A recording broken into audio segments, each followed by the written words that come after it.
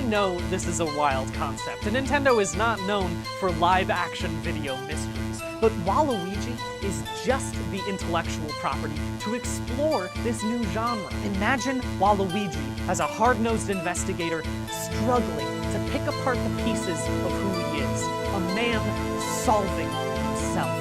I mean, there is the issue of casting. You gotta find someone who is evil-looking and has a crooked mustache and a big nose and is great at jumping. You know, it's a hard task to find one guy who's got all those features, you know? Well, now wait a second, Doug.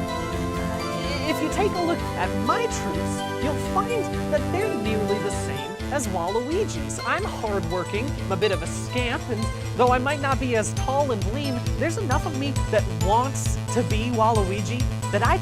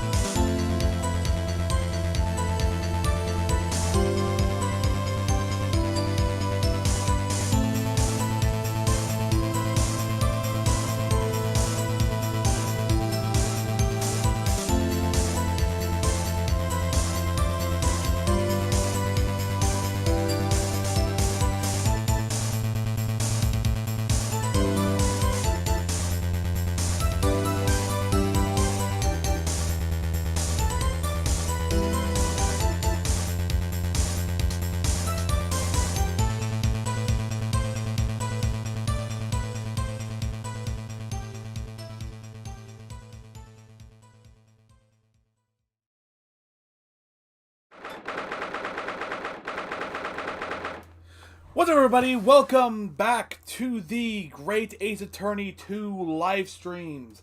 In the last part, we managed to find another possible suspect for the attempted murder of William Shamspeare. And in this part, we're going to confront them. I am still setting some things up here real fast. There we go. Joyful jumping jacks! Oh, Mr. Natsume. I'm so pleased for you. That was an excellent way for me to start the stream. Locum student Mr. Naruhodo Esquire and non-locum judicial assistant Miss Mikatoba Esquire S. Now, finally, at long last, there can be proof. Proof that I'm innocent and proof that my teen is innocent. Ah, good morning, my dear fellows. Ah, Herlock Sholmes! May you drink my temper tea and fall over silent! Fall forever silent! I thought the tea was innocent. Oh, Mr. Sholmes, you came! How wonderful! Please, save your derision. I know what you're all thinking. Good morning, he says, when it's very nearly time for luncheon. Your scorn is written clearly across your faces. Nobody said or thought anything of the sort. The truth is, I was determined that today would be the day. As sleep seduced me last night, I thought, tomorrow, for once, I shall not oversleep. I'll rise early and be present in court to support my companions. Such spirit and determination has a beauty all of its own, does it not? Oh yes. And then I began to muse on the subject. Why do people don't sleep? I queried. Why, time after time do they make the same foolish blunder? And the answer came to me at once. It's so delightfully simple. People oversleep because they sleep. Well, is that not an astute insight into the matter? Oh, yes. Upon which realization, I attempted an experiment. I didn't sleep a wink at all last night. And the results? By first light, I was exhausted and began to be assailed by fits of drowsiness. Shocking. And so the conclusion of last night's experiment is this. A good night's sleep is quite simply essential. Yes, I think most of us probably knew that already. What other, presuppose? What others presuppose I prove by experimentation. That, my dear fellow, is the scientific method. Ah, yes, and one more thing. Do you remember this? Huh? Yes, of course. It's the poison that Miss Green was about to drink at the hospital yesterday. Oh, you didn't manage to... It was a laborious task as the bottle was near empty, but such inconveniences do not hinder Sholmes. I managed to confirm that it contained strychnine. Strychnine. So I was right. Perhaps, though of course such circumstantial evidence doesn't prove Miss Green's guilt, I shall leave the bottle in your care now. But licking the inside of the neck is not recommended. Excuse me. Can I have a word? I'm gonna see who that is after I examine this. Let's see. I can kind of see to the inside of the bottle. Oh, something to examine here. So this is the poison we've been hearing so much about. Strychnine. There are a few remnants on the bottom of the bottle here. Look. You mustn't be tempted to try it. Of course not. As long as we don't lose this trial. No! Even if we lose the trial! No! We mustn't lose the trial in the first place, Mr. Naruhodo! Make your mind up, Susato-san. One second, I'm gonna make some disgusting sinus noises real fast.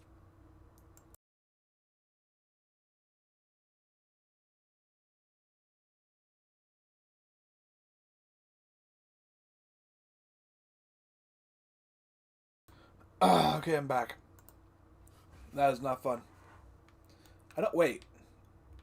Okay, I saw a little scratch there and I'm like, wait a minute. Could that be something? But no, it wasn't anything at all.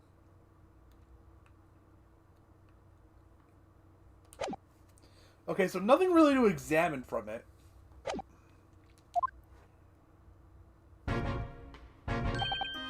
Gregson! How good of you to come!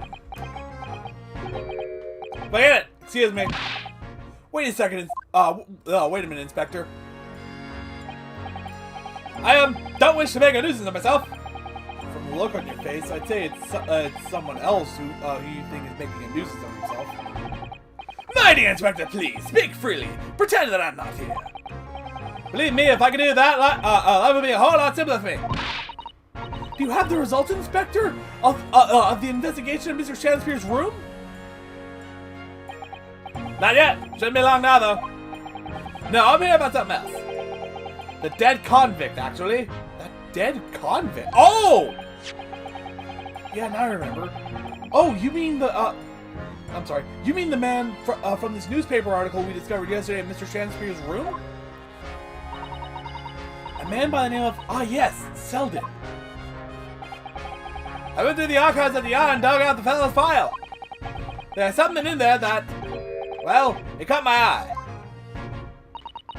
Something caught your eye? What, Inspector? What? I've copied out the relevant parts for you, so you can read it for yourselves. Thank you. The capital offender's file has been entered into the court record.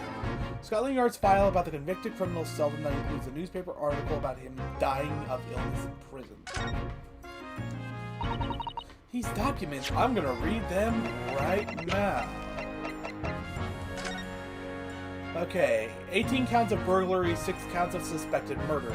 Died of natural causes whilst in prison. His final moments witnessed by his own only by his cellmates. The estimated 1,000 pounds worth of loot he stole remains unrecovered. Manchester's Strangeway prisons announced the death of convicted murderer and burglar Selden by natural causes in the early hours this morning. He had been suffering with fever since the end of October. Alerted by the shouts of his former fellow cellmate, medical staff arrived to find him already dead before his capital punishment could be carried out. And that's everything.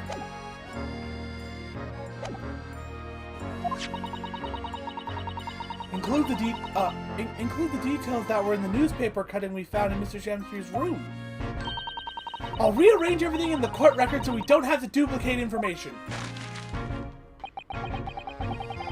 Why are you giving us a copy of this important file, then? Well, you're the ones who turned out the clue in the first place, aren't you? I'm just making sure things get handled in the proper fashion.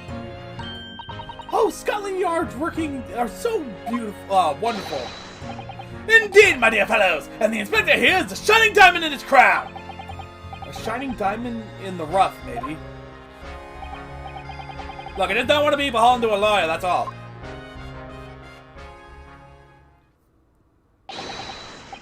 Counsel for the defense and the defendant. Court proceedings are about to resume. Make your way into the courtroom at once. Here we go. Well, then I shall leave you then. I'll be listening with interest from the public gallery. Not nodding up at all, certainly not. Thank you, Mr. Sholmes. I'm rather tired of seeing Mr. Moustache in flood of tears, personally. So, best of luck to you. Look up the student, Mr. Naruhodo, Esquire! Yes, Mr. Natsume? It's time, isn't it? Yes, this is it. Miss Olive Green and Mr. William Shamspeare. This is going to be the final battle.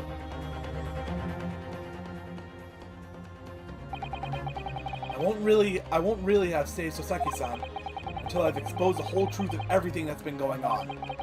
But it's all coming to a head now. You can do it, Ryunosuke. You have to!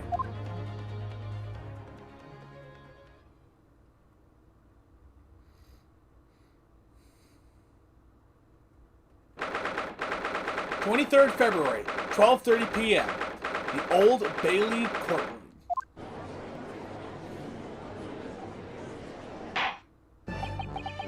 In the name of Her Majesty the Queen, I hereby declare this court to be in session again now.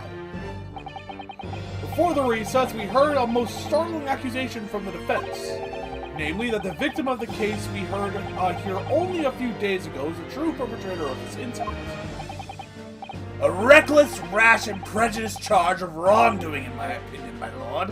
However, the prosecution has tried to extend every courtesy to this amateur newcomer from dubious eastern shores. I gotta make disgusting choices here.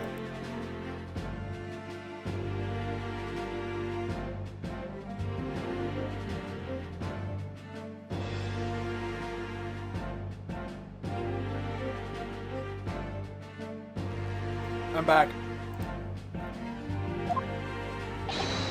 Thank you for that backhanded consideration. A rather cold assessment from the honorable British prosecutor, I must say. So, Lord Van Zieks, is the new witness present and ready to take the stand? Ready and waiting in the witness's antechamber, my lord. Very well. Bailiff, bring the witness in. Witness is in. There's Olive Green and there's Shamspeare. Okay, it was panning a little bit, so I'm like, okay, is there going to be another guy? Witnesses, state your name and occupation for the court, please. William Shamspeare, my liege. For mine occupation, I can only say that I be a tragic victim to be pitied. Currently unemployed, in other words. I'm Olive Green, a fledgling artist. Well, no. I'm not a fledgling, really. A hopeless failure who's too weak-spirited to admit she has no talent, I suppose. Also currently unemployed, in other words. What a... 1 second.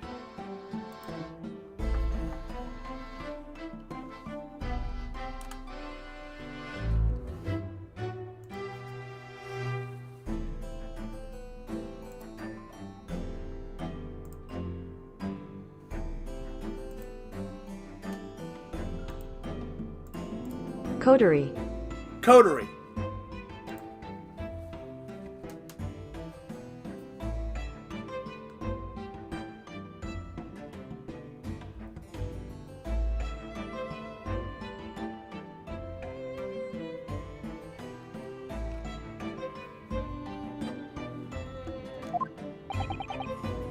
Mr. Shamspeare. My lord, I am thy humble servant. I'm afraid that you are no longer merely the victim in this affair. The possibility has been raised that you are in fact the assailant, intent on taking the life of your fellow lodger. The part you have played in this whole business will be thoroughly scrutinized, I assure you. I would for naught else, my lord. And Miss Green? Yes? You are aware of the reason you have been summoned to this courtroom today, I presume? Yes, the officer did explain. He said I poisoned this ridiculous buffoon. And? Do you accept the charge, Miss Green? I don't know anything about any poisoning. And I don't know anything about this man. It's a loose connection, but it's a connection to be sure. Come, lady, die to live. Verily, I know thy prickly, pea-pigmented personage. Very well, let us proceed with the matter at hand. That being to ascertain whether or not Miss Green has any involvement in this affair. It's all very strange indeed. Why would you suspect me? I barely ever go to the East End anyway. It so happens that I passed by that neighborhood 6 days ago, that's all.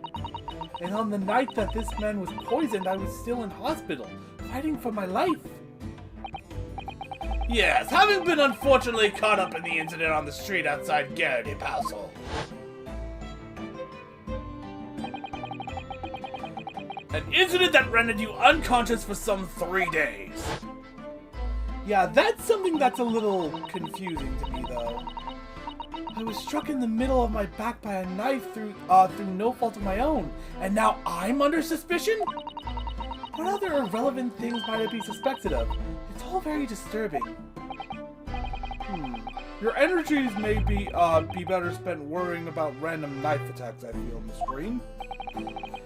At this point in time, all that appears to connect you with Mr. Shamspeare's lodging is the Briar Road incident of 6 days ago. That's why we would like you to testify formally now about exactly what happened. Oh no! The incident 6 days ago? You mean you want me to relive that awful accident? Unfortunately, yes. Please tell the court what happened that day. And of course, we will be interested to hear from you about your movements that day too, Mr. Shamspeare. But what happened 6 days ago has nothing to do with me being poisoned. Let us proceed then. The witnesses will present their formal testimony to the court on the subject of the incident that took place on Briar Road the evening of the 17th of February.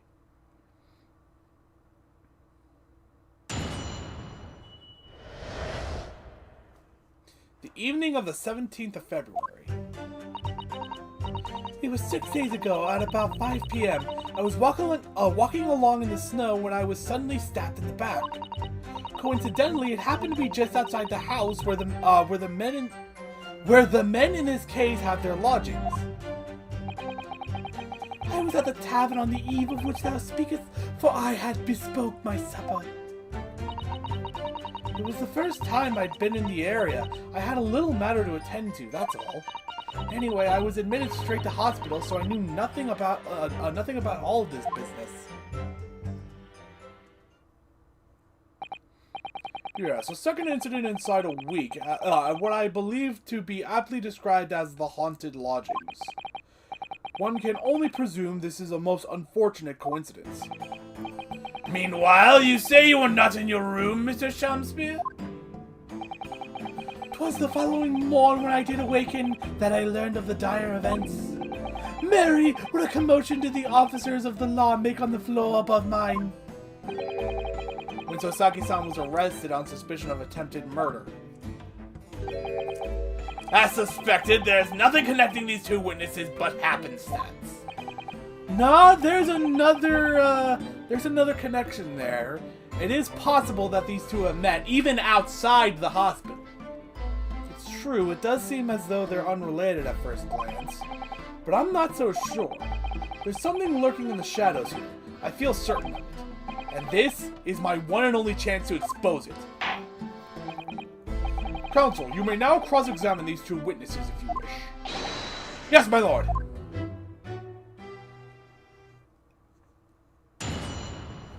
Now, I get the feeling that this is something where I'm just gonna have to press everything and eventually get a new testimony.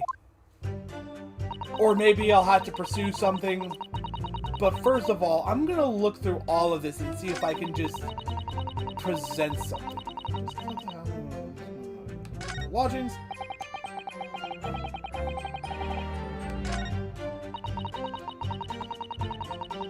A little matter to attend to, that's all.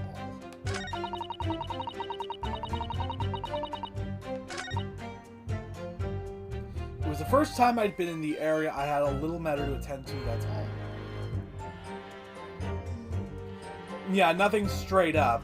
Hold it! What little matter, Miss Green? Please elaborate.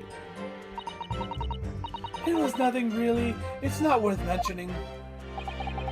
If you remember, you mentioned it to us yesterday at the hospital. Ah, it was related to the card you were holding. Miss Green.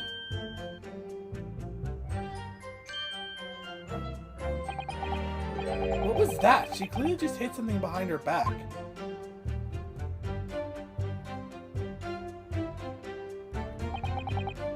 From memory, I believe the card contained a note that read, I have information regarding the death of Duncan Ross. What does that matter? This has nothing to do with Duncan. Excuse me. Mr. Shamspear, do you have something to share with the court? To be or not to be? That is the question. Ah, pray forgive me. The great bard's word springeth from within me, with no thought. Don't tell me. It's because you're possessed by Shakespeare's spirit, right? Hearing Miss Green's words a moment ago seemed to make you think of something. Something of relevance, perhaps? Well, nay, sire. 'Twas nothing at all. Presumably you know the name, though. Mr. Duncan Ross, I mean? After all, you were both lodgers in the same house. I'm sorry. I would it were so, but sadly nay. Lodging be a lonely occupation, sire. My lodging fellows are rarely known to me. So you haven't heard of him, even though he passed away in the room just one floor above yours? Miss Green. Me, my lord? Have I done something wrong? The card that was mentioned before, containing the note, do you have it upon your person? I do, yes, but I don't need it anymore. In fact, I should throw it away, really. Before you dispose of it, the court will take it as evidence, please. Miss Green's card has been entered into the court record. 1 second. There we go. Of course, that's what links Mr. Shamspear and Miss Green. It's Duncan Ross. Now, continue with your testimony, please, Miss Green.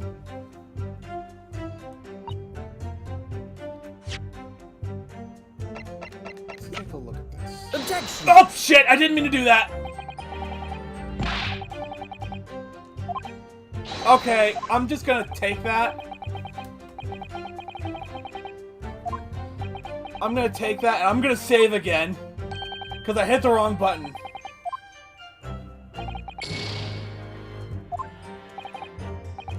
Yeah, fair enough. That one's on me.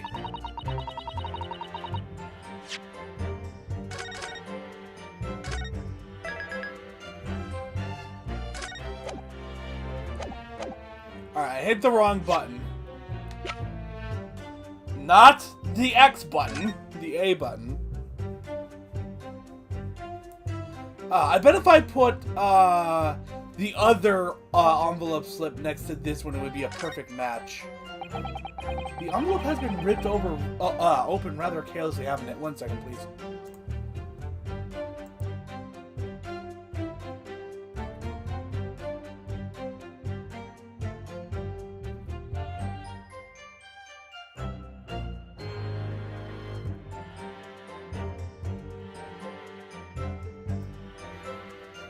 I'm back, I think.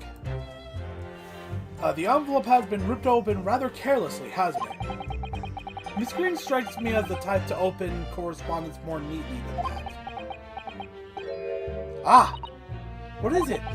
The way the envelope is torn, I'm almost sure I've seen that the exact shape somewhere else. Oh! You don't mean...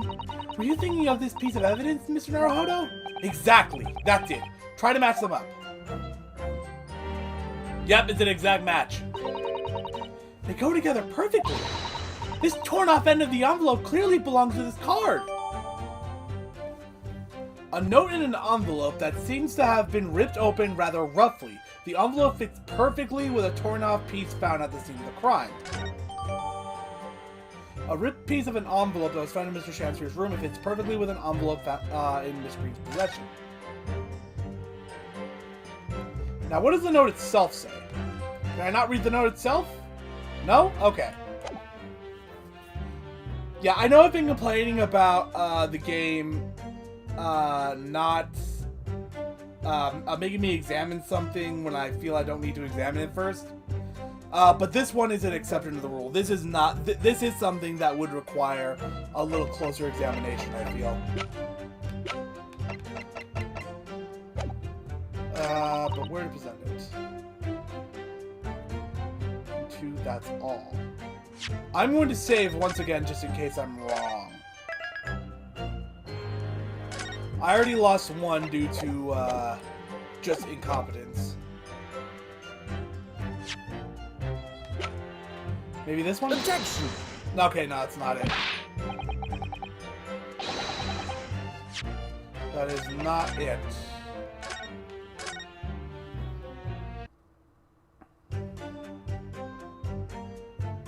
Maybe it's the other end?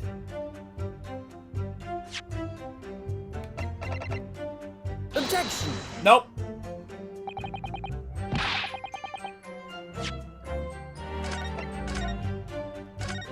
That's not it.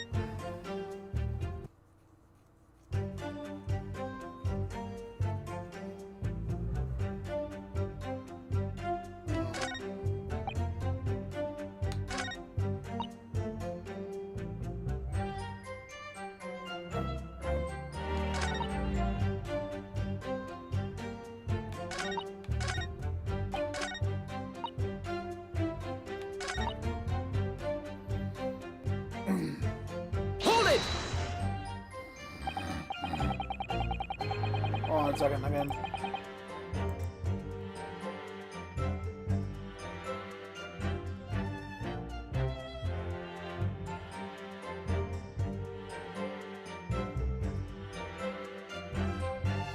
Okay, I'm back. Yes, you didn't regain consciousness until the day after the trial, did you? In the early hours.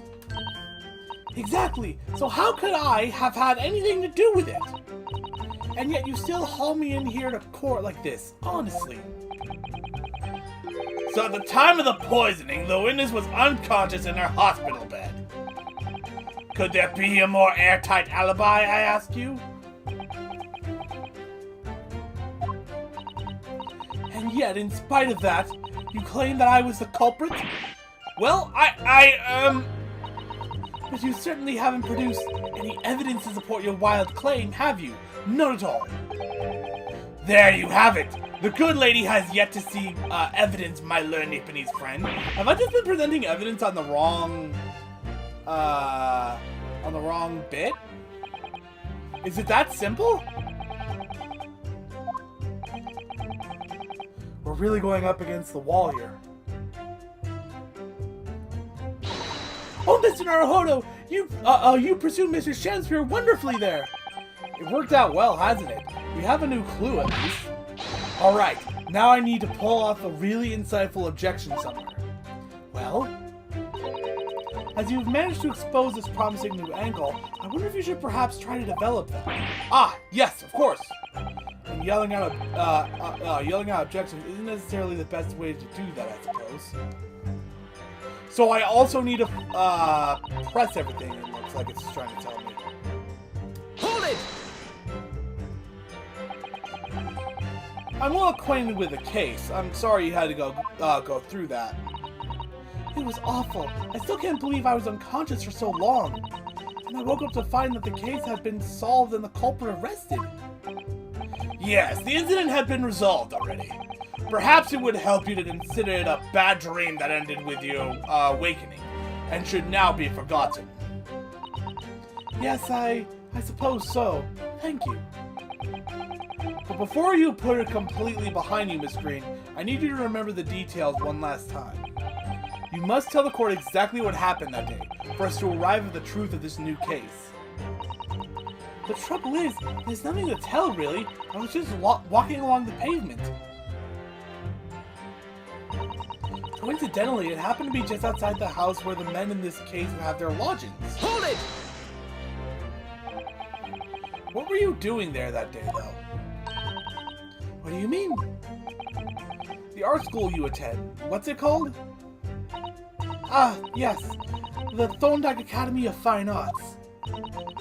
According to Mr. Shulms, that's just in the vicinity of Brixton Road, which is some 10 steps away from the scene of the scene on the underground. Can I check that on the map? Is that on the map?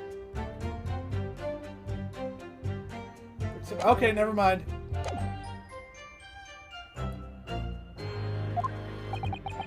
I believe you mentioned before that you also live on Brixton Road, isn't that right? So why then would you have been walking along Briar Road in the middle of the East End? Well, it's because, oh yes, of course. I thought it might make a nice picture. The witness is a student of art. City-dwelling artists can't all paint grand urban vistas. That's right. I happen to like the crumbling look of that part of the town. Perhaps quaint would have been a less grating term. The point is, she's definitely hiding something. Yes. I'm sorry. Yes, it seems she's not going to be forthcoming with the truth. If she's trying to hide why she was there that evening, it must mean there's a reason for her not wanting us to know. That's the key to this. And you, Mr. Shanspeare, on the evening of the incident 6 days ago, would you tell the court what exactly you were doing? 'Twould be my pleasure, sire. I was at the tavern on the eve of which thou speakest, for I had bespoke my supper. Hold it! A tavern, you say? Which one? 'Twas the Slug and Salad where I did tarry.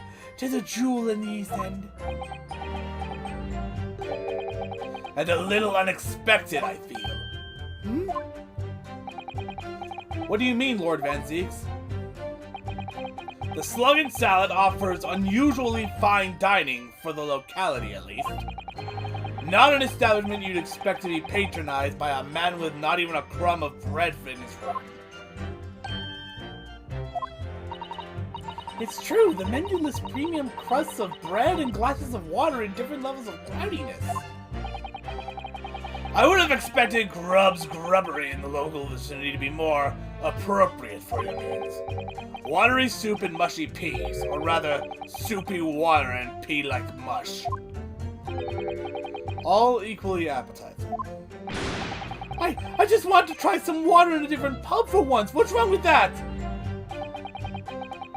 How different can water really be? Or perhaps there's a more plausible explanation. A specific reason why he had to go to that particular establishment. Agreed. The fact that on that day of all days he dined at a place he wouldn't normally, it does stand out.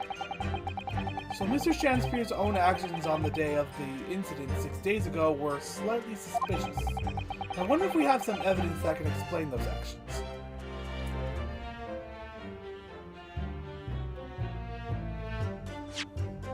So this is where I have to do it. I think.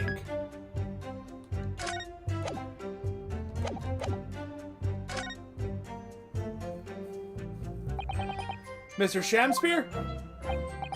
Yes, sire? On the day in question, is it not the case that you visited the Slug and Salad, and a place you don't normally patronize, for a particular reason? I don't know what you're talking about. Pray, if thou hast some purpose, speakest. Very well, I will present the court with evidence. Evidence that explains why you had to be at the Slug and Salad that day, namely... One second, can I actually examine the... Okay, so I can't see what's on the card. I can't see what's written on the card. I can't actually do that. Got it. Which is kind of weird. Take that! I believe this torn off piece of envelope reveals the answer, because it fits together perfectly with the envelope of the card that was submitted into evidence earlier. Good lord! Miss Green's card, do you mean? That's right, my lord. It reads, I have information regarding the death of Duncan Ross. Come to the Slug and Salad on Briar Road at 5 p.m. on the 17th. See, that would be information that'd be nice to have in the court record, please! Don't tell anybody else about this letter or the meeting. It is a matter of utmost importance. Mr. Shamspear, your actions on the afternoon of Miss Green's stabbings are exactly as described in this note. Ah! Personally, I find it hard to believe that's a coincidence. Don't you, Mr. Shamspear? Well... Excuse me, can I say something? Yes, Miss Green? That card was delivered to me. It doesn't have anything to do with this odd man, does it? Well, you'd think so, yes. But it's hard to believe it's merely... My lord, may I? May you what, Miss Green? I'd like to make something very clear about that card. Very well then, you may amend your testimony to include details about that particular note. This note was delivered to me at my address. It's nothing to do with the odd man next to me here. Nothing to do with the odd man. Didn't we just prove that it is? We found part of the envelope in his room. 1 second, I have to make disgusting silence noises again. I have to do that a lot to stream.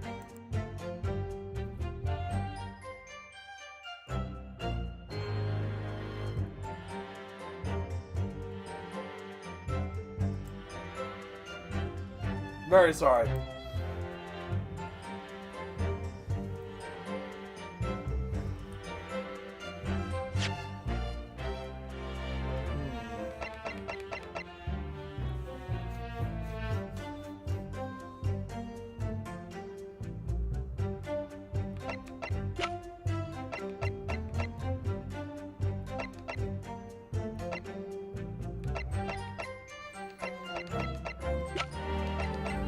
It can't be that simple, can it? I'm gonna save again. Because something tells me it's not that simple, but it's also the only thing I can think of.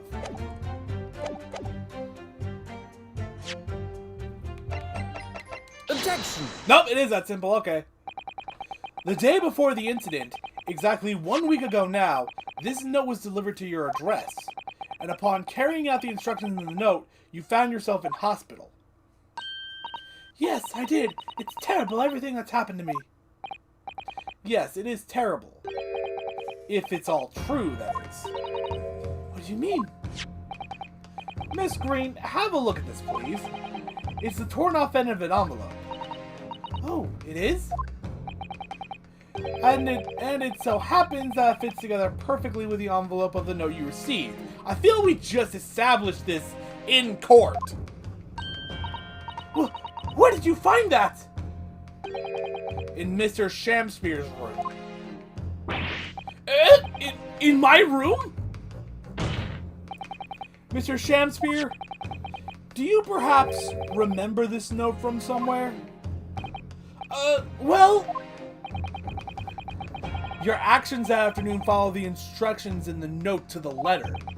Come to the Slug and Salad on Briar Road at 5 p.m. on the 17th. And so that's exactly where you went. Let me ask you again, Mr. Shamspear. You already knew about this note, didn't you? He's looking to Van Zeeks. And you, Miss Green? Huh? What did I do? As this torn off end of the envelope proves, the note was originally in Mr. Shamspear's room. So how is it that it came to be in your possession? I don't have the first idea. I'm just a fledgling artist after all. There's only one explanation. You broke into Mr. Shamspear's room and stole it. You did what? Sorry, thou hast what? Thou broke into my room? What on earth do you want with me?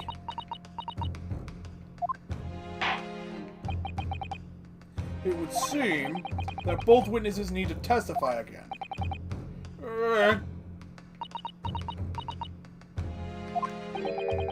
Miss Green? Yes?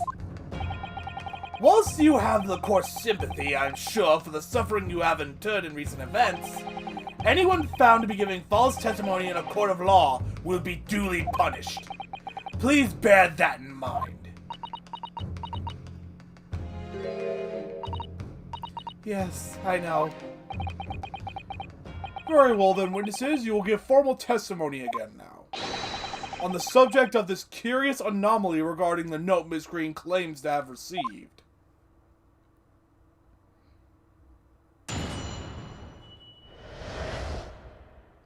The anomaly of the note. I do remember now. 'Twas a week ago, pre-adventure, that note was delivered unto me. On the day writ therein, I did tarry a long hour at the Slug and Salad, yet nobody came.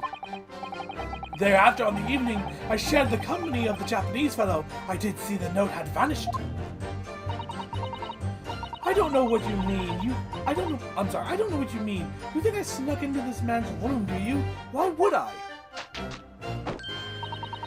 I can point out the villain here, and as for that torn-off piece of the envelope, I don't know anything about it. You now claim to have received this letter, do you, Mr. Shamspear? Faith, 'tis so, my lord.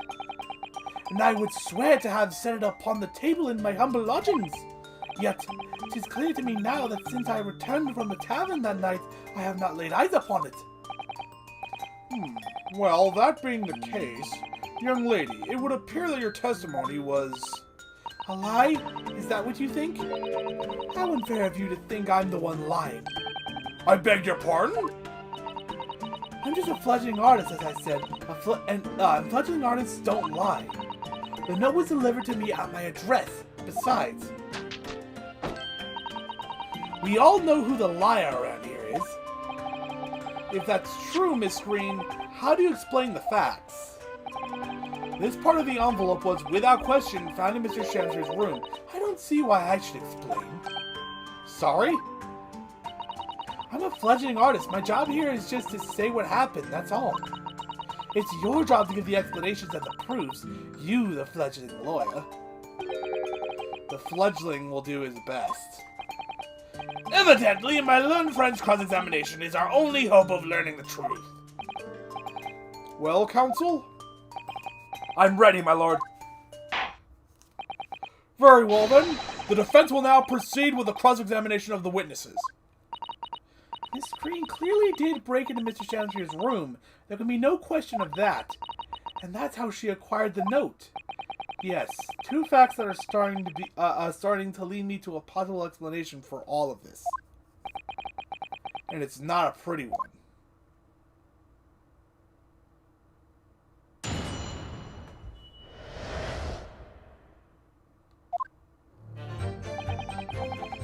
You remember now, it was a week ago, pre-adventure, the note was delivered to me.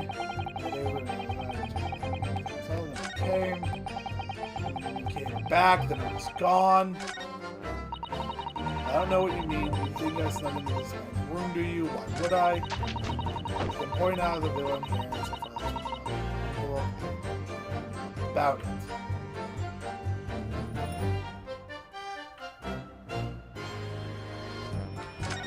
Let's press. Hold it! And you can shed any light on the contents of the note at all? Nay, sire, 'tis as strange to me as a foreign tongue. Even with a knowledge of literature as great as mine own, verily, 'tis impenetrable. But Mr. Duncan Ross had lodgings in the same household as you. In effect, he was your neighbor, so surely you knew him, didn't you? Alack, if the choices be twixt that... Twixt? I knew him, and I knew him not. Then 'tis with foreboding that I be forced to declare we were by some small measure acquainted. Despite your claims, though, you followed the note's instructions and went to the Sluggan Salad. Presumably, that was nothing to do with your knowledge of literature? Marry, not will have the better of me, sire, save for the lure of curiosity.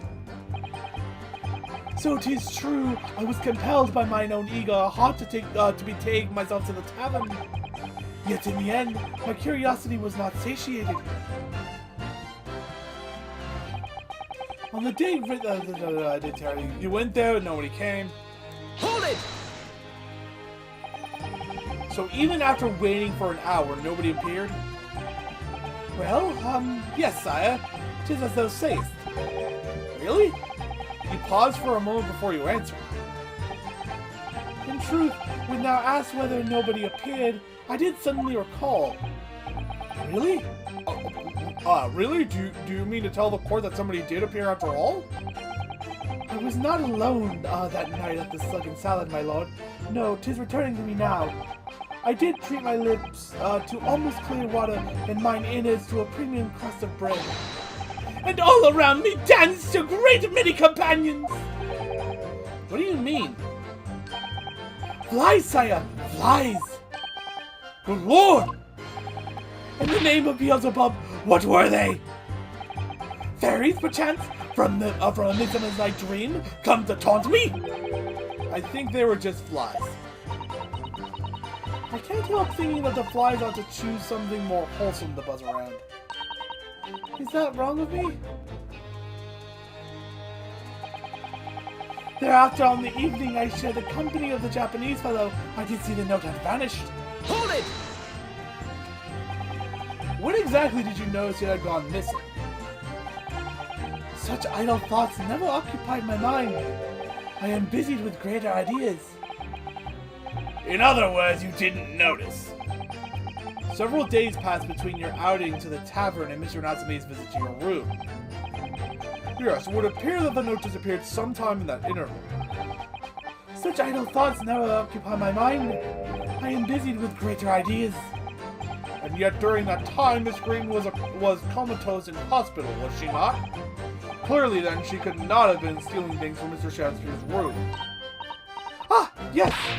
Yes, of course! It's all some sort of misunderstanding, isn't it, Mr. Prosecutor, sir?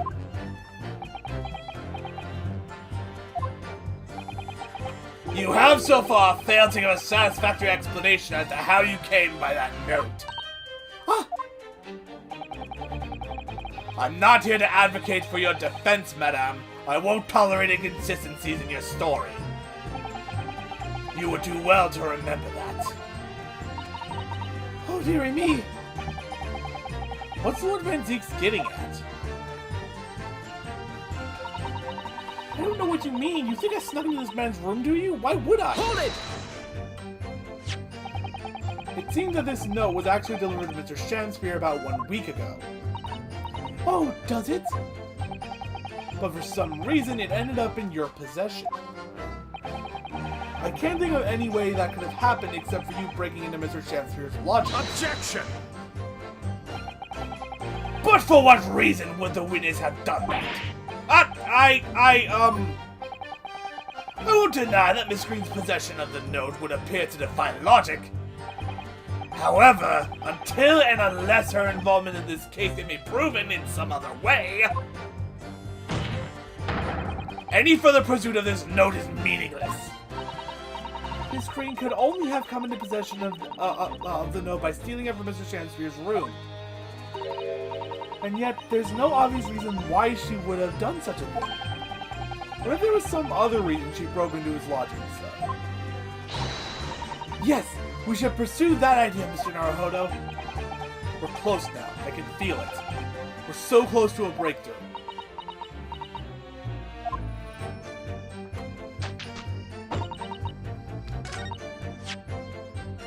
Why would you break here?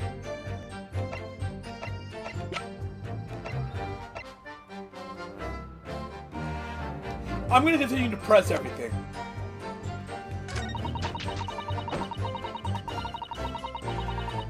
Hold it! So you don't want to tell the court the truth about the letter, is that it? I'm a fledgling artist, remember?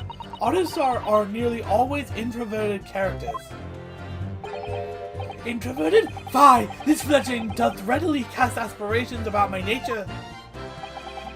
Yet I am an angel, a seraph. Birds do harmonize with my song. The wind doth frolic on thy wing.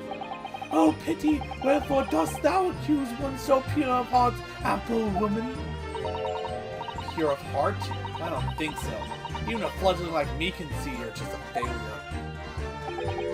Tragedy! Thou shalt know the true heart of an artist until thine instruction hereafter by death.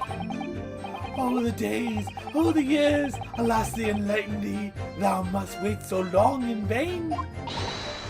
Mr. Naruhodo, interject with some clever remark. This is your chance to shine! I'm no Shakespearean actor, Mr. Sato. No, as far as I can tell, the only thing that's going to resolve this argument is evidence. Yes! It's clear that Miss Green did in fact break into Mr. Shamsphere's room, isn't it? And that's where she found this letter. Yes, two more or less foregone conclusions that led me to one terrifying conclusion. Terrifying? Yes, I'm afraid to say that the outcome of this cross-examination may well change how we look at this case completely. Alright, I think I know what they're getting at. But first I'm going to save. Now, how do I go about presenting this,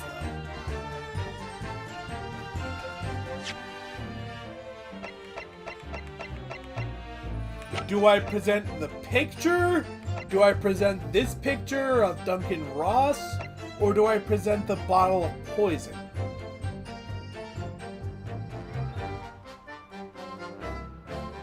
Objection! Looks like it's the poison. Yesterday at the hospital, we saw you with this bottle. And though the contents spilled during the course of our meeting, a small quantity remained. Huh! According to the defense's independent analysis, Mr. Solm's chemistry set, the liquid that was still in the bottle was identified strychnine. What? Strychnine? The very same poison that afflicted Mr. Shamsphere? Huh? Miss Green, you broke into this man's lodgings for one reason and one reason alone. To cover the end of that, of the pipe that feeds the gas lamp into Mr. Shamsphere's room with poison. 1 second.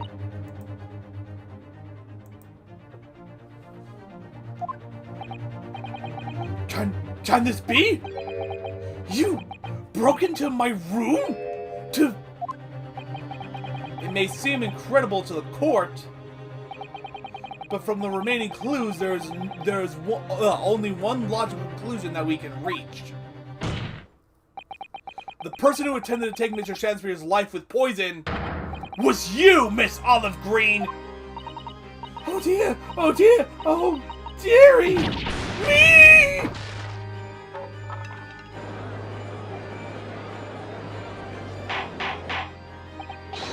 Order! Order! Counsel, are you seriously suggesting this woman put poison on the end of the gas pipe with intent to kill? Yes, my lord. There's no other way to explain the facts. But if Miss Green did indeed set this odious trap 6 days ago, and the victim had put his mouth to the pipe that very evening as expected, the attempted murder would have happened 6 days ago, surely! Well, that's a very good point. Perhaps not, my lord. I beg your pardon?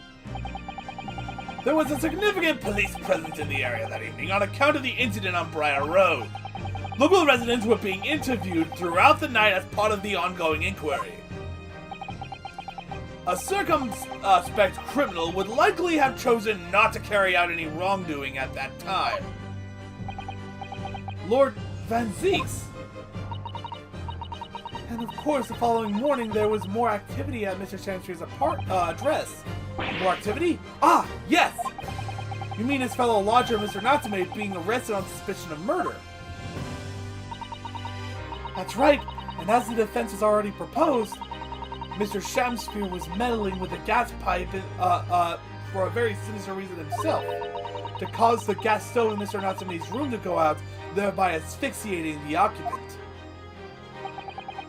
But once Mr. Natsume had been arrested, his room was under constant surveillance by the police. In the circumstances, Mr. Shamspeare had no reason to blow air into the gas pipe. His intended victim being in a prison cell. With the need to tamper with the gas removed, the poison on the pipe lay dormant. And then 3 days ago now, the situation changed again. Right! Mr. Natsume's trial, which took place here at the Old Bailey, came to an end. The trial in which the man stood accused of stabbing Miss Green in the back, but was duly acquitted. That resulted in Mr. Natsume returning to his lodgings for the first time in 2 days. And that very night, his gas stove mysteriously went out, and Mr. Shamspeare was mysteriously poisoned.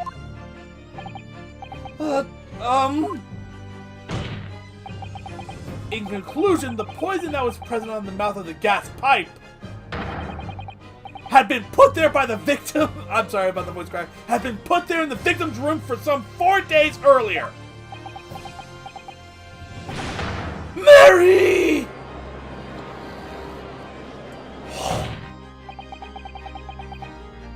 With that new understanding, I'm sorry about the disgusting sinus noises. It becomes clear that this letter was all part of the plan. What plan? The court will recall that the note gave instructions to visit the Slug and Salad at 5 o'clock, and that the recipient should tell nobody else. The reason for those instructions are now clear. To ensure that the lodger would not be at home at the stated time. To make sure I wasn't home? Exactly. While you were out, Miss Green could safely slip into your room, knowing that she wouldn't be disturbed. You mean to say that letter was written by Miss Green, yes. And in order to cover her tracks, she took it away with her when she left. Just after she smeared poison over the mouth of the gas pipe in your room.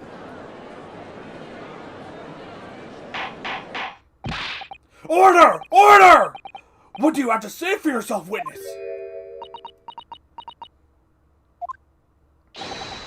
Just who are you? Why did you try to kill me? Miss Green's motive should be obvious. It's all tied up with someone whose name we've heard several times already during the course of this trial. So, that's what's behind all this. You will share your apparent understanding with the court, please, counsel. I'm going to say first, because I'm not entirely sure what they're going to make me do. I mean, the answer's obvious. It's Duncan Ross. Which person is behind this woman's motive for the attack on the victim's life? Take that! Duncan Ross. That's right.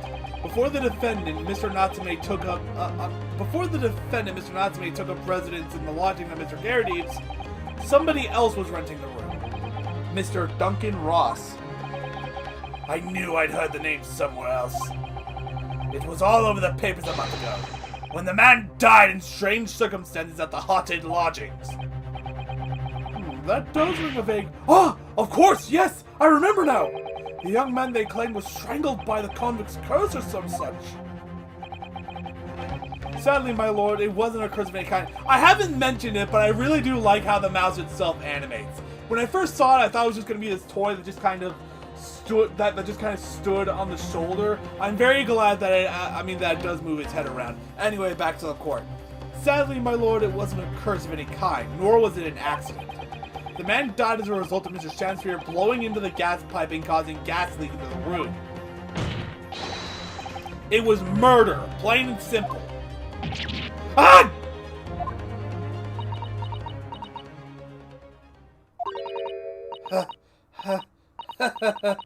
Well, what do you know? The world is so unfair. Curses, curious deaths, that's all people care about. If it's an interesting story they want to know, it doesn't cross their minds that real people are involved. And once they're bored, just 1 month later, once the story lost its appeal, everyone's forgotten him. You mean Duncan was... Mr. Ross was Miss Green's fiancé. Fiancé? You may not have known until now who Miss Green really is, Mr. Shamsphere. But she's known exactly who you are all along. Because you're her sworn enemy. The murderer who took the life of the man she was to marry. Marry? Miss Green, is it not the case that in order to exact revenge on Mr. Shamsphere, you smeared poison over the end of the gas pipe?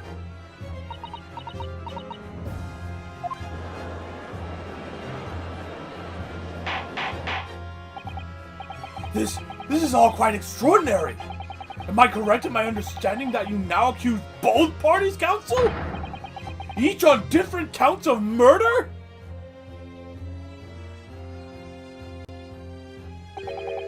Yes, my lord, that's correct. Objection! Inhaling so deeply, it appears that my fledgling learned friend has taken in a lungful of dubious gas that's causing his judgment to be clouded. What?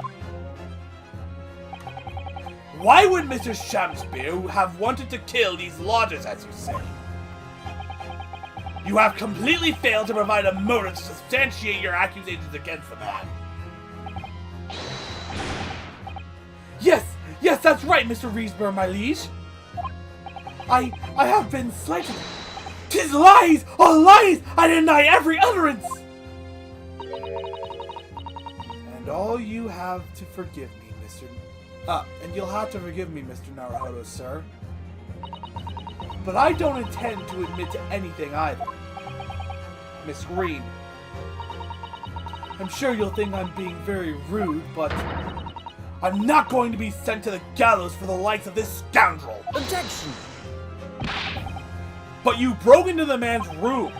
If you didn't do it to smear poison on the pipe, what was your reason?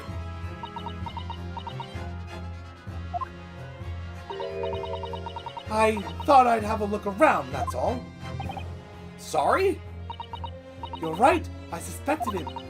So I thought perhaps I might find some evidence or something in his room. Evidence that it was him who took Duncan's life. Oh vileness! Oh villainy! Oh tyranny! Oh rotundity of woman! But in any case, whenever I leave my room, I do turn the key in the lock! That whole place is falling apart. The locks on the doors are no different. Duncan showed me once how to unlock the door, with some terps and a piece of wire. Oh awfulness! Oh artfulness! Oh tyranny! Oh profanity of woman! We will consider your trespassing on some future occasion, but for now, tell the court what you found, what evidence you searched revealed. Well, I spotted the note that I'd sent him lying on the floor. When I went to pick it up, I noticed something. One of the floorboards was loose, and underneath it, I discovered a secret hiding place. One second, I gotta take care of something.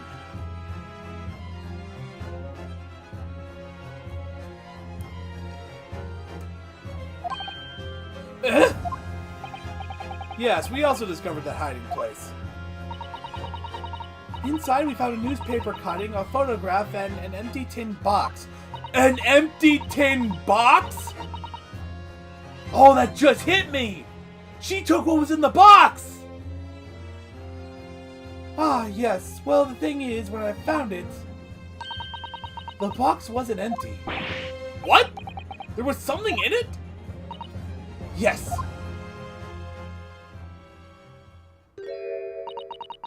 This rather nice key. I'm not gonna bother doing that screaming. What are you doing with that? What the? Every ounce of color has drained from his face. Give it here! Give it to me now! It's mine! I inherited it! What was that, witness? What did you say? You inherited it? No, what's all this about? He inherited that key? It was obviously important to you since you'd gone to such lengths to hide it, so I took it. I don't know what it's for, but you took something precious from me, so I took something precious from you. So what if it means you can't open something now? I don't care. Give it back this minute! Give it to me! Calm yourself, witness! So Mr. Shamspeare has tried, and in one case succeeded, to take the life of 2 lodgers now. Yes, his motive for doing so is the key to everything that's happened. It's true that there appears to be no motive to support the accusation against Mr. Shamspeare, at first. But considering everything we now know, I think there is actually something that could explain it. What? I need to recall every piece of evidence at our disposal. It's the Selden stuff. Saving just in case I'm wrong, though. The game has actually stopped doing that bullshit from earlier, which I'm happy about. I'm actually starting to enjoy the game now. I need to recall every piece of evidence at our disposal. Everything we've seen and heard. Because I'm sure that I just caught a glimpse of the link that runs through all of these events. In that case, counsel, I must demand that you present evidence to the court in support of your claim. What is it that you say can explain the motivation for Mr. Shamspeare's alleged crimes? Take that! That's an official police report, is it not? The Selden file? How did you get hold of that? Selden? The now sadly deceased Mr. Ross and the defendant, Mr. Natsume, have only one thing linking them. The fact that they had lodgings in the same room. Well, yes, we know this, certainly. A room that was formerly occupied by Selden. Until, that is, he was arrested by Scotland Yard for his involvement in multiple burglaries. I see. And it so happened that the convict Selden left behind one very substantial mystery when he died. The sum £1,000 worth of loot that he stole, which yet remains to be found. Oh yes, of course. It's coming back to me now. It's written in his file here. £1,000 lost en route to hell. That was how the papers summed it up. And it seems that one particular fellow inmate was with the convict in his final moments.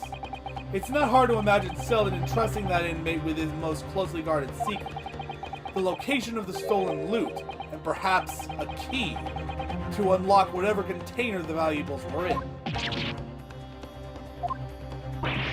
Ah! You mean this key is... Mr. Shamspeare, it was you, wasn't it? You were at the capital offender's side when he died, were you not? What are you talking about? 'Tis a false charge, I tell you! A false charge! The name of the inmate who was with Selden at his death isn't noted in this file, but a simple telegram to the prison where he died would quickly tell us how false the charge really is. But even if it's true, why would the man be so intent on killing every subsequent occupant of the convict's lodgings? There's only one explanation for that, my lord. It was in that very room that Selden hid his loot.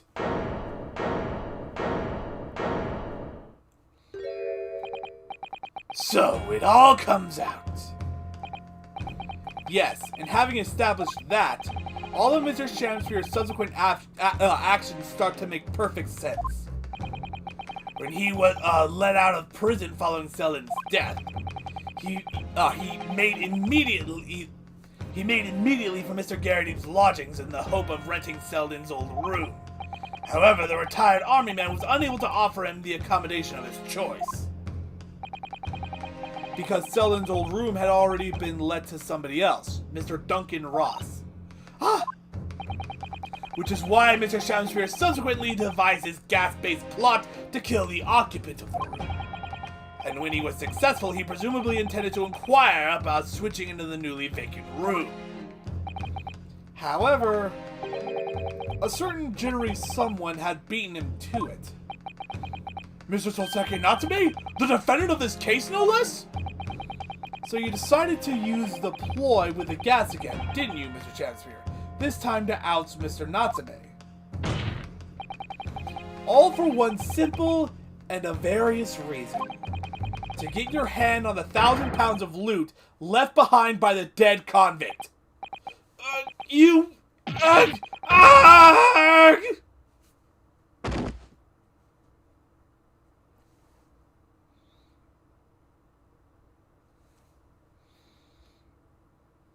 Looks like I'm gonna snuff it before they get to stretch me neck. Listen, I want you to have me loot. Anything to stop the coppers getting their mitts on it. It's in the room where I was lodging when they got me. Here, this is the key to it. Take it. Always stay one step ahead, mate. See you in hell, I guess. Shamsphere.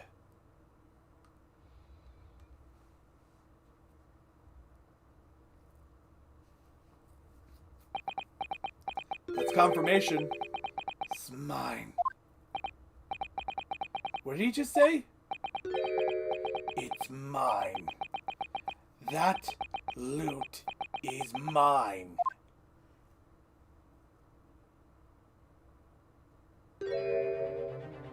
Hi, Joker! Mr. Shamsphere? It's all lies! I don't accept any of it! Why should I? After all, you don't have a shred of evidence! You can't prove I killed that fellow! Forsooth, I'm the victim here, remember? Isn't that right, ladies and gentlemen? If I don't admit to it, there's nothing you can do. You can't arrest me, for the time being anyway. Verily, you can't arrest the victim, can you? Isn't that right, ladies and gentlemen? I'm so close, I just need a few more hours. I swore to myself that I'd get my hands on it, and I can almost taste it now. Do you really think I'd just give up? There's no question in my mind now. This man is guilty through and through. But he seems so utterly intoxicated by the idea of that loot. I'm afraid that however hard you press him, he'll never admit to what he's done, Mr. Naruhodo. There is a way. Pardon? There's one way I can finish him.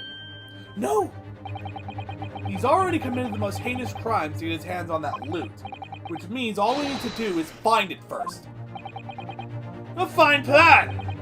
Were it not for the fact that the police thoroughly searched the room following the death of Mr. Ross.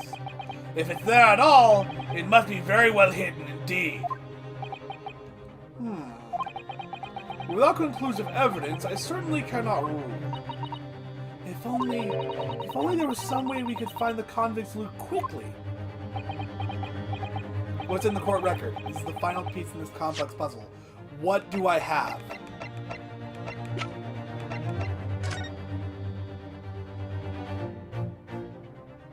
What do I have?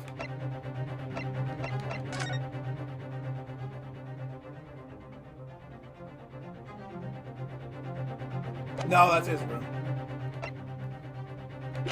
What do I have? What do I have?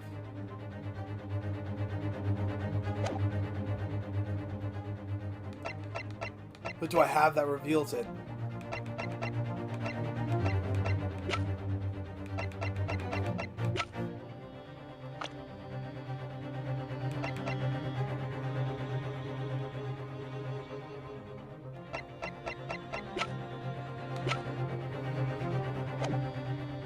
I can't think of anything.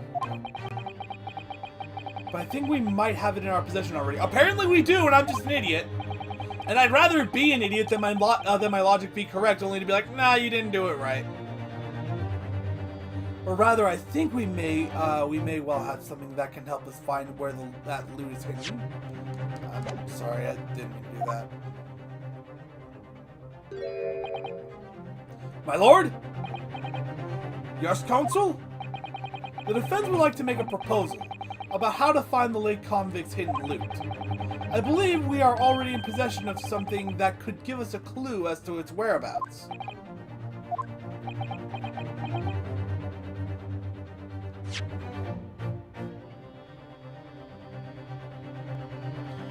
All the pictures, though. Hold on. This is the only piece of evidence we haven't presented yet.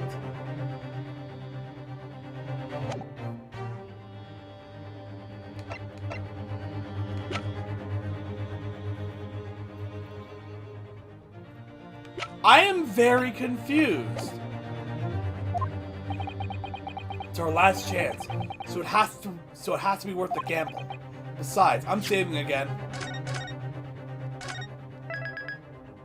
Because I'm confident I'm going to screw this up. We've used the same technique once already, and it definitely paid off then. Very well then, counsel, let the court hear your idea. What do you propose we can use in order to locate the hiding place of the deceased convict's haul? What can we use?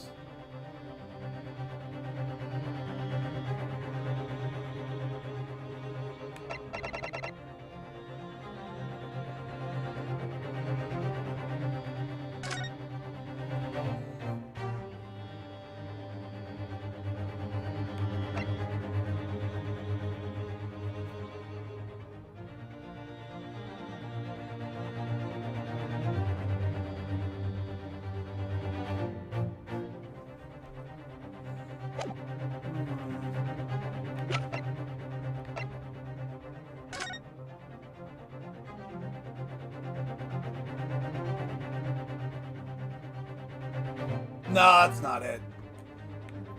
That's how they get the coins out of the thing. I'm an idiot. I still find this green part on to be a little weird, though. Though that apparently doesn't mean anything.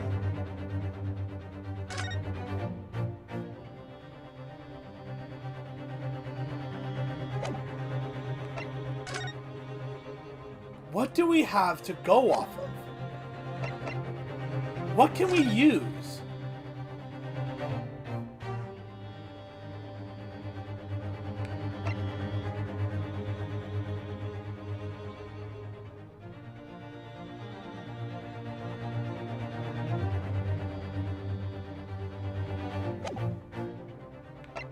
What could we use?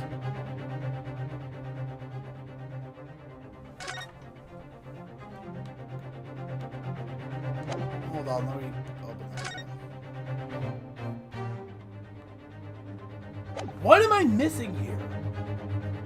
I can't present people.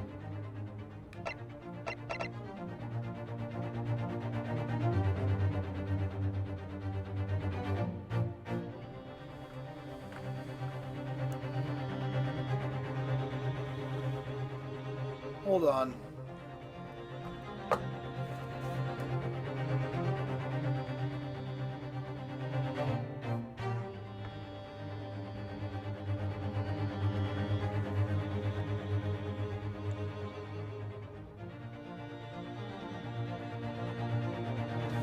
What do you propose we can use in order to locate the hiding place of the deceased convict's haul?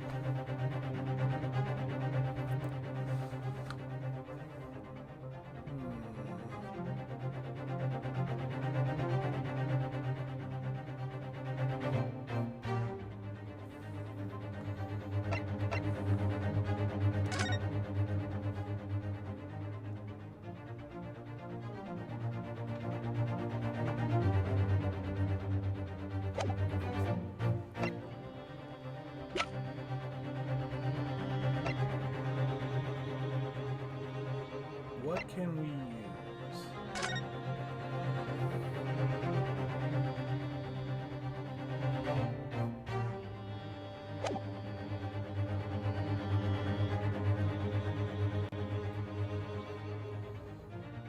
I am so confused. Tell us or I'll make you drink it!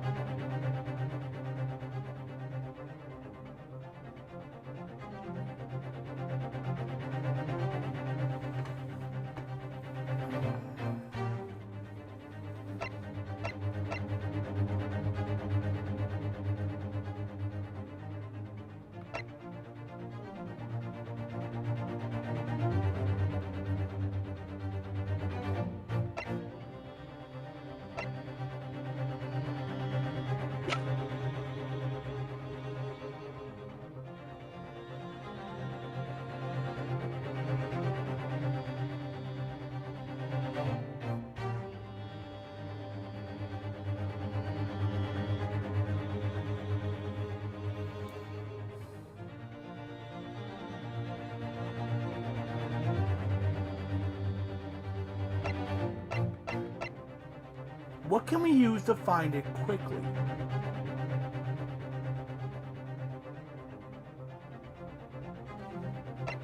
I don't see anything here that would help us.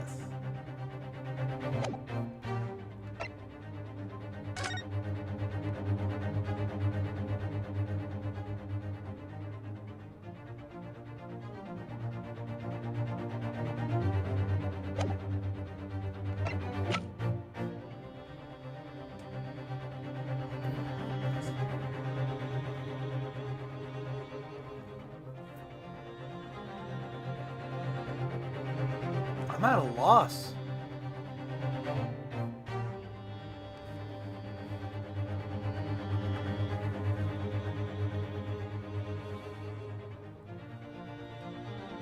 How do I avoid this?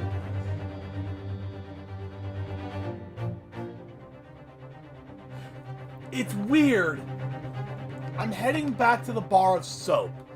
I don't really know why, though.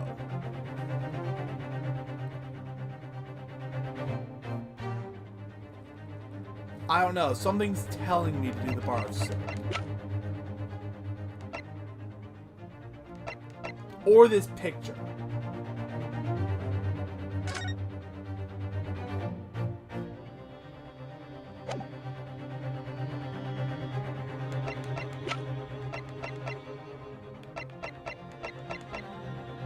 Take that!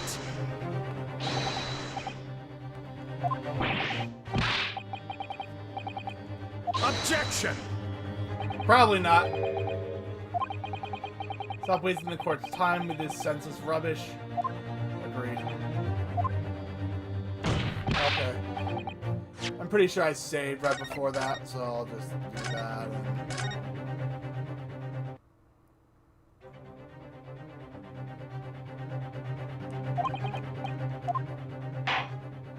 We used the technique once before and it paid off.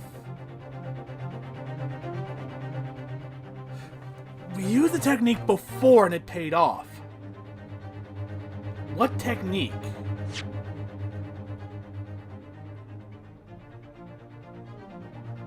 The handprints? Oh! Okay, I get it now. Take that! If I'm not mistaken, those are Mr. Shamspeare's handprints on the wall of his lodgings. That's right, my lord. Exposed as the result of the defense's independent investigation of the scene. Based on a wonderful new discovery in the field of forensic science by the great detective, Mr. Sholmes. A great detective? Is that some kind of joke? Do you really think I'm going to be daunted by a man with such a ridiculous title? I should think the great bard ought to recognize such a great title when he hears one, Mr. Shamspeare. Perhaps we should compete for the honor of most ridiculous title. Ah! 'Tis Herlock Sholmes himself! What are you doing here, great detective? 1 second.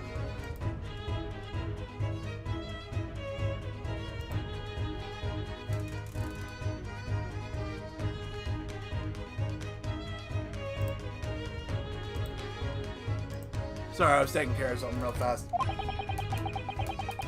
Your usual haunts are the filthy back streets of the capital, are they not? Ah, Mr. Reaper, it's been too long. And I see your complexion has worsened since last we met. Mr. Sholmes! He does know Lord Van Zieks then? Well, enough to say something like that in any case. Mr. Sholmes? Though you may be heralded as a great detective by the population at large, that does not give you the right to come and go in my courtroom as you see fit. If I may, my lord, Mr. Sholmes' newly developed scientific method has helped us uncover vital clues in this case already. Clues, you say? I call them skin prints, my lord! My method identifies every location touched by an individual under scrutiny. Excuse me? It's the method by which we were able to ascertain this gentleman's gas pipe activities. Ah!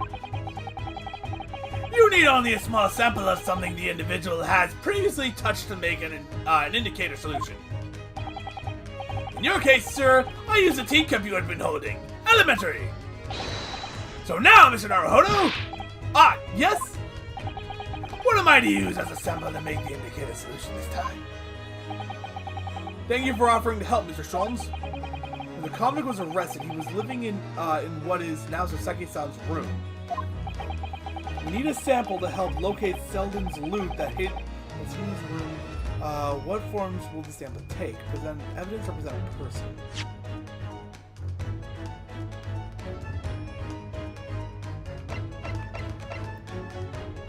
What would he have touched in that room?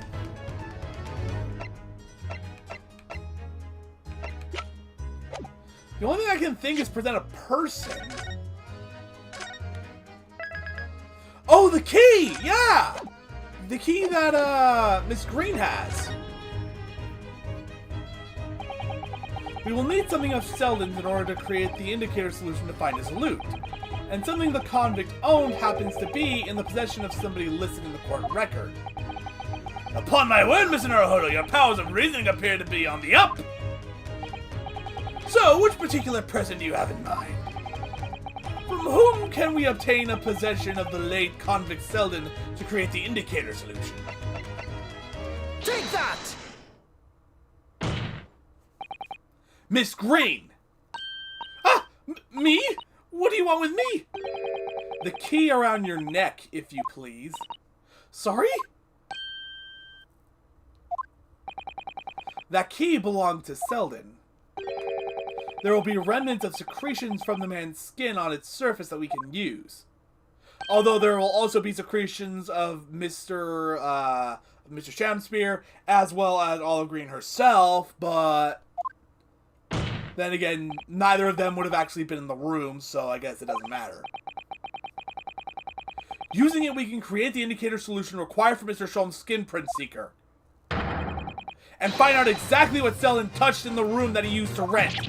Ugh! Mr. Shamspear, as one great to another, I assure you. If the late convict's hall is hidden somewhere in his former lodgings, I shall uncover it with no more than 30 minutes. Ugh! So, Mr. Shamspear, the truth is well within our grasp now, and as such, you will never get your hands on Selden's stolen wealth. Ugh! Ugh! Ugh!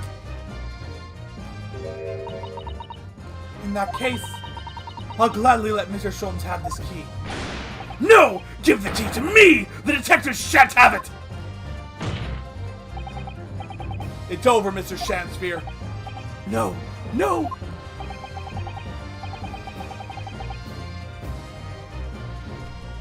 One second.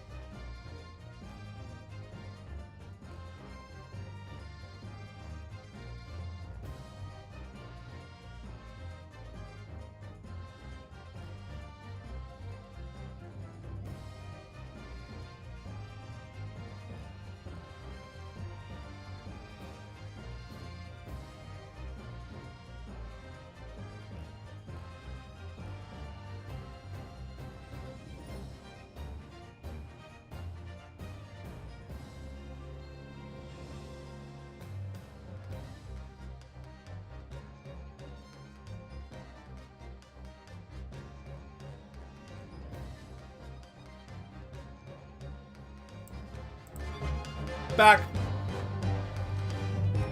You're out of options now. There's only one thing left for you to do. Admit your guilt.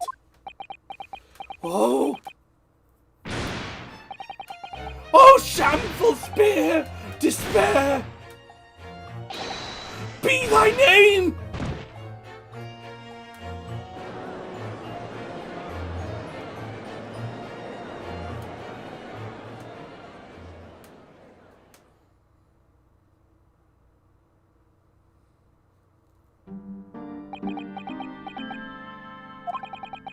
I never intended to kill the man. I just wanted to drive him out of the room. That's all. So you'd have time to find the victim's haul of stolen goods? Yet after you killed the young man, you still didn't move into the room. I asked the landlord, of course. I pleaded with him, but he refused. Why?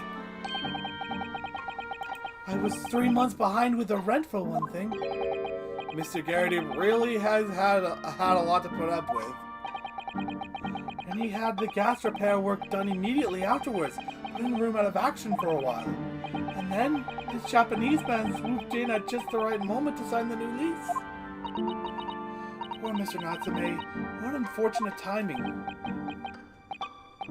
Then, 5 days ago, after the incident on Briar Road when the Japanese fellow got himself arrested, I thought I'd finally have my chance, but it wasn't to be. No, the scene was sealed off and guarded by the police night and day. And if I remember rightly, Mr. Sholmes spent the whole day in there reading books. I couldn't even enter the room, let alone search for the loot. Which is why on the day Mr. Natsume was acquitted and returned to his room, you once again tried your trick of blowing air into the gas pipes that feeds the stove in his room. Unbeknownst to you, however, that action would lead you into a deadly trap.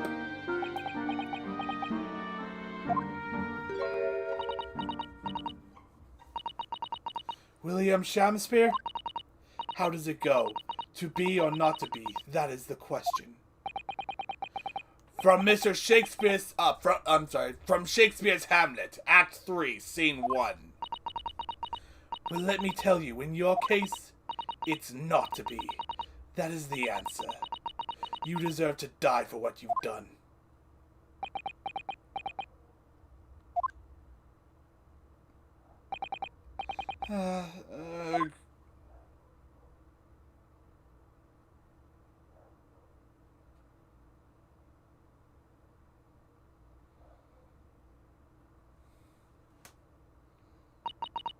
At first, I really did think it was just a terrible accident. I'll never forget our conversation the night before Duncan died. The gas supply in my new lodgings are a complete disaster, you know, Olive. The gas supply? Yes, the stove always seems to go out in the middle of the night for some reason. That's no joke. They say it's the convict's curse. Oh, Duncan, please, don't stay there. I don't care how cheap it is. Alright then, if it's that important to you, I'll start looking for a new place. There are spare rooms at my house. Why don't you leave that horrible room tonight? No, I'd better not. We said we'd wait until we'd graduated and we told our parents, remember? Before we told our parents, remember? That was the last time we ever spoke. The very night he fell victim to the gas. If only I'd known it was going to happen, I'd have insisted he left that horrible room that instant. But instead, all I've been left with is bitter regret. I stopped going to school, but something kept drawing me back to the house on Briar Road. I saw a stooped Eastern-looking man with a mustache coming out of the house one day when I was there. He walked up the road to Grub's Grubbery for some food, so I followed him and sat myself down next to him. He had some watery-looking soup and started to pick a quarrel with the publican. That place is cursed, I tell you! Cursed! The ghost of that convict who used to live there is trying to suffocate me! I wake up in the middle of the night freezing to death because the stove has gone out. The room is full of gas and I can hardly breathe. But the pipes have been checked. No problem there. It's like, I'm the problem! That's what they're thinking! But how could that be? Duncan was gone and now this man had almost suffered the same fate. Could it really be a curse? Then I remembered. A rumor I'd heard about the gas companies go around investigating the gas installations. A rumor? Ah, you mean... Yes, everybody's heard the stories, it seems, about how they go around checking the pipes. How anything connected to the gas can be extinguished by blowing air into the pipework? That's when it started. A little flicker of doubt in the back of my mind that just wouldn't go away. Was it really an accident, though? Once I had the idea, it wouldn't leave me alone. It plagued me day and night.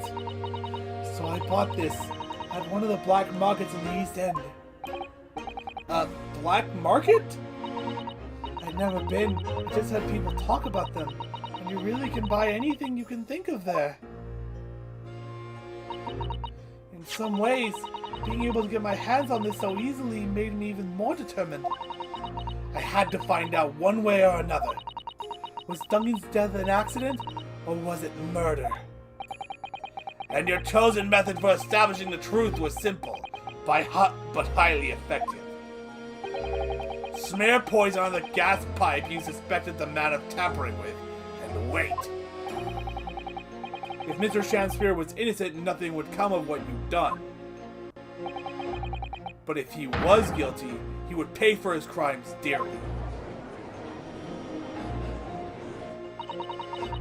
I found out the name of the man I suspected, William Shamspear. And then I wrote him this little note.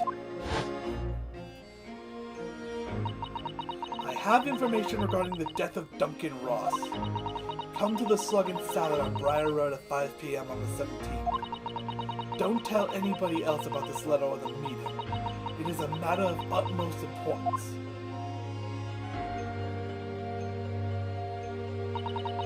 If he'd done it, I knew that would worry him enough so he'd be sure to go. So I waited to see if it worked. And of course, Mr. Shamspear followed the instructions to the letter. I worked out where the gas pipe was straight away. So I smeared a good amount of the poison I'd bought all around the mouth of the pipe. All the time praying that the devil's work wouldn't be done, and that it was all just some wild fantasy. Actually, no. All the time praying that the devil's work would be done, and that the culprit would get his just deserts.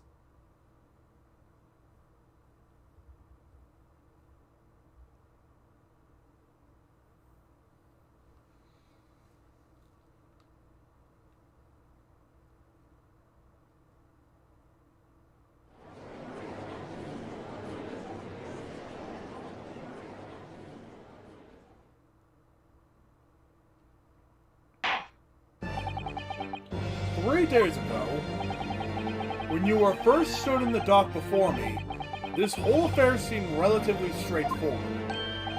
"Yes, my lord."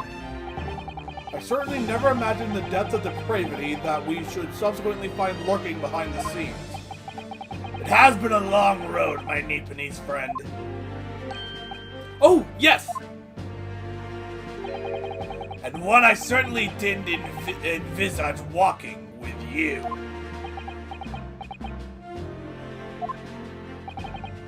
"Nevertheless, together we have reached the light at the end of the tunnel, as it were."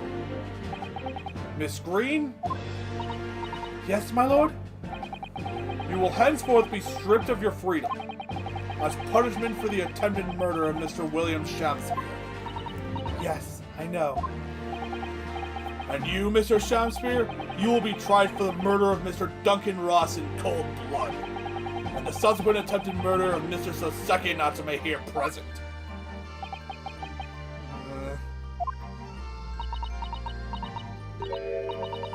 Mr. Naruhodo? Ah, yes? Yesterday, at the hospital, when you and your friends stopped me from ending your life by drinking what was left in the poison bottle, I wasn't myself. I can't even remember what was going through my mind. To be or not to be, I suppose. That's a question that's so hard to answer, it seems. Well, personally, I'm glad you're being here. I'm glad of your being here, Miss Green. Oh! And I'd like to believe that it's a blessing Mr. Chancellor didn't die when he ingested the poison. For your sake, at the very least.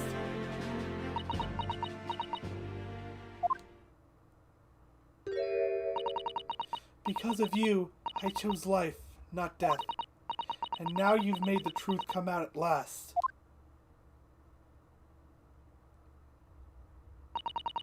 Really, I can't thank you enough.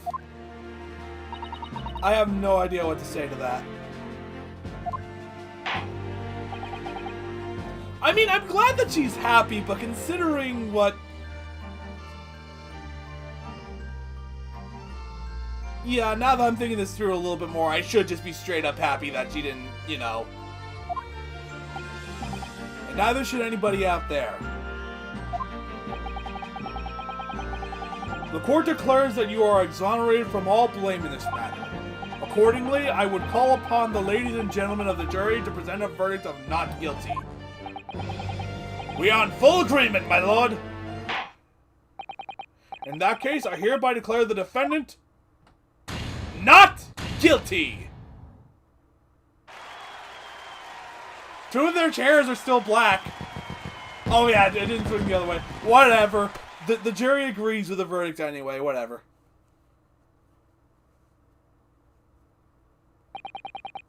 Court is adjourned.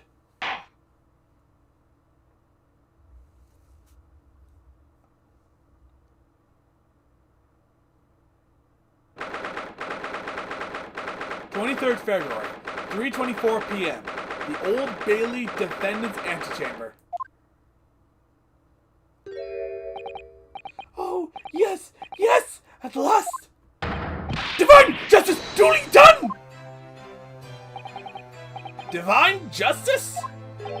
My dear fellow, if there were any divine justice in this world, you would shave that mustache.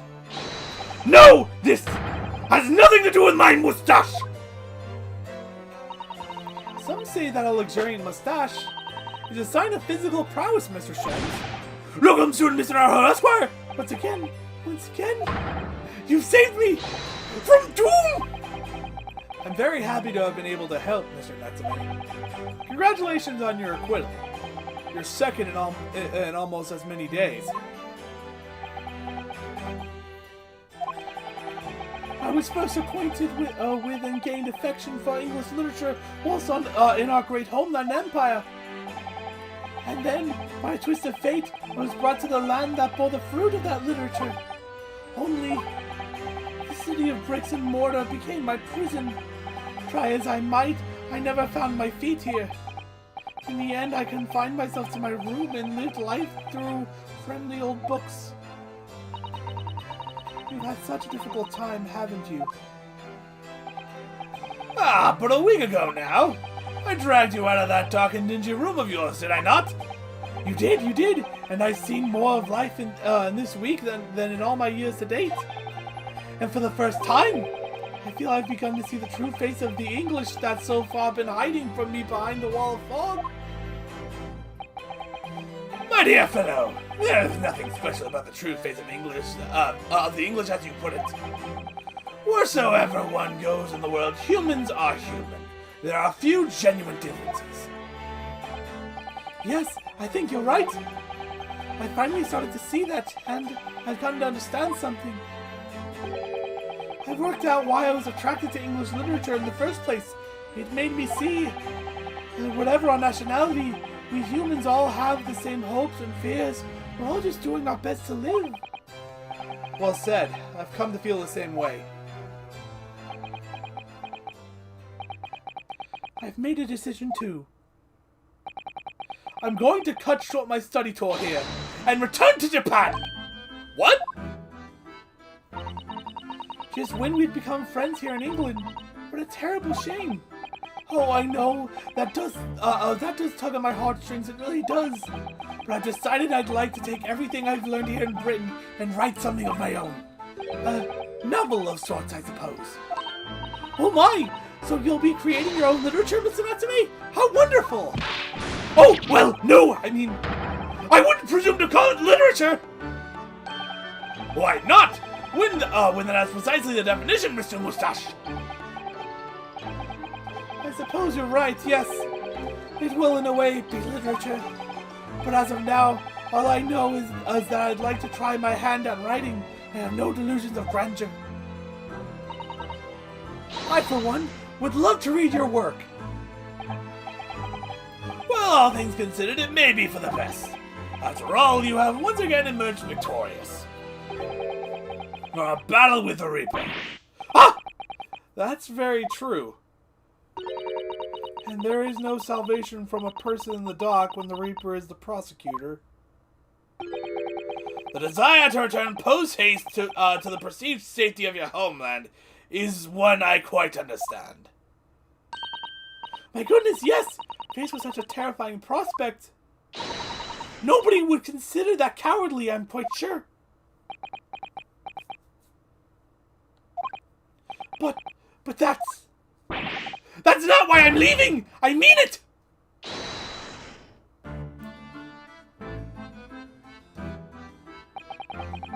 And that was the case that we found ourselves embroiled in 6 months ago now. Oh yeah, I forgot this was all a flashback! Sasaki-san did indeed return to Japan and submitted a report about both cases to the government. It was on reading the report that Professor Migatoba was prompted to visit the scholar. And barely any time later, Susato-san was given the news that she must return to Japan as well. On the back of a telegram stating falsely that her father had fallen gravely ill. The only possible explanation that comes to mind is whatever happened after the trial on the following day, the day that we uncovered the loot hidden by the now deceased convict in his former lodgings.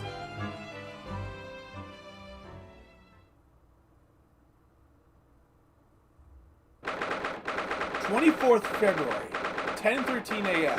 Mr. Natsume's room. Oh, well done, Mr. Soames! How simply marvelous of you! To uncover the secret hiding place in just one day! Wasn't it supposed to take 30 minutes? As I believe I told you, my dear fellow, skin prints are extremely useful in such situations. Wouldn't you agree, Gregson?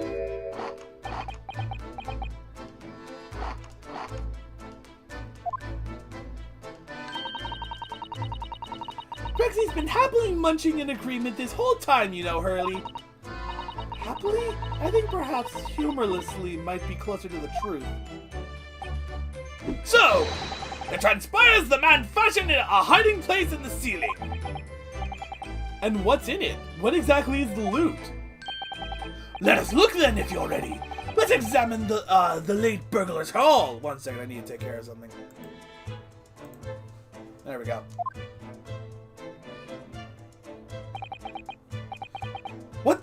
What is that? A bloodstained collar of some sort. 1 second, I gotta make noises again.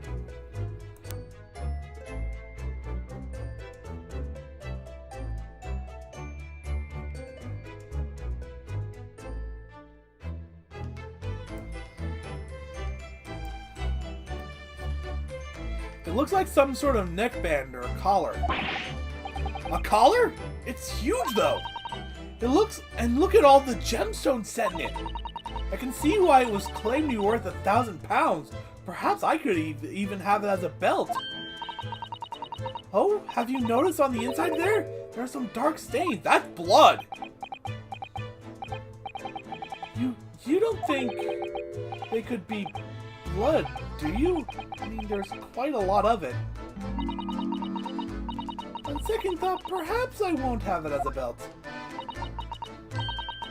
And of course, there's this emblem here. A large letter B and a small crown.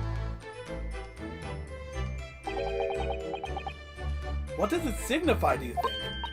Oh, I hadn't noticed that!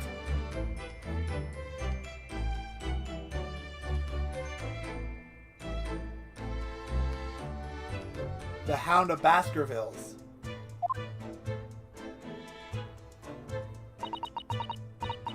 That looks like a dog collar. A bee with a crown on it? That Baskervilles? I feel as though I've seen that emblem somewhere before, you know? Where could it have been? That's enough of that, I think. What? What's the matter with Mr. Sholmes? All the color has drained from his face. Well, Inspector, I believe you ought to be taking this, aren't you? It could be valuable evidence after all. It must be kept safely under lock and key. Ah, yes! Get your grubby heads off of that, you lot, and hand it over, now!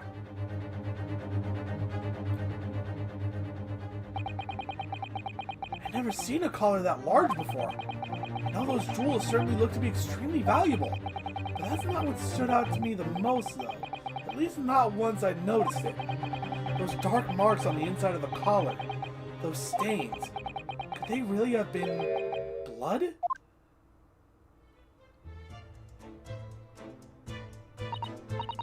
Well, that was a funny case, wasn't it? But it's all buttoned up now. And you look very pleased, Iris. I am, because I was starting to wonder what I could use as the basis of this month's story in the magazine. But this case will be perfect. It's been so fascinating. You're talking about the latest installment of The Adventures of Sherlock Sholmes, I presume? The mystery of the knife and the mist, and the mustached man and the convict's curse, perhaps. I could make it a two-part story. Oh, I can't wait. My female voices are all the same. A word, please, Iris. Yes? What is it, Hurley?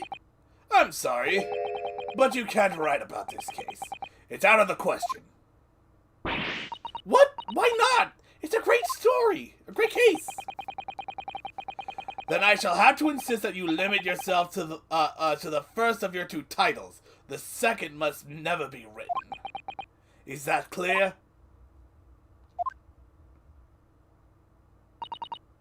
Yes.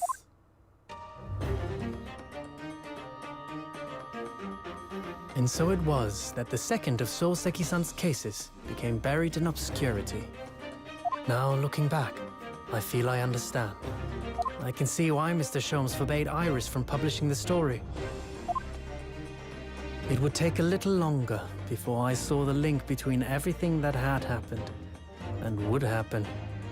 For it wasn't until 2 months after the arrival of Susato-san's letter that events began to unfurl again, with an incident that took place at the very heart of the eagerly awaited Great Exhibition of London.